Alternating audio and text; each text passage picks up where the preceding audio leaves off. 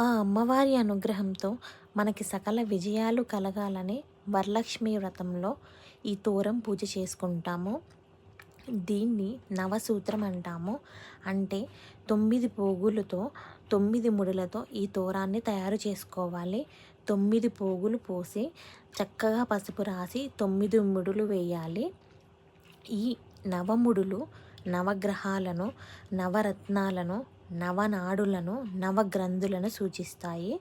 మనం ఈ తోరాన్ని అమ్మవారి ముందు పెట్టి పూజించిన తర్వాత భర్త చేత కట్టించుకోవాలి. సో ఏదైనా వ్రతంలో పెళ్ళైన ఆడవాళ్ళు తోరణాన్ని ఎడమ చేతికి ధరిస్తారు. కానీ ఈ వరలక్ష్మి వ్రతంలో తోరణాన్ని మనం కుడి చేతికి ధరించాలి.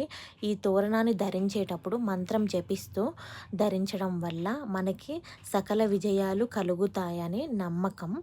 సో ఈ తోరణాన్ని ఒక్కరోజైనా కానీ మన చేతికి ఉంచుకోవాలి. నెక్స్ట్ డే బయట ఎవరు తొక్కని ప్రదేశంలో వెయ్యాలి.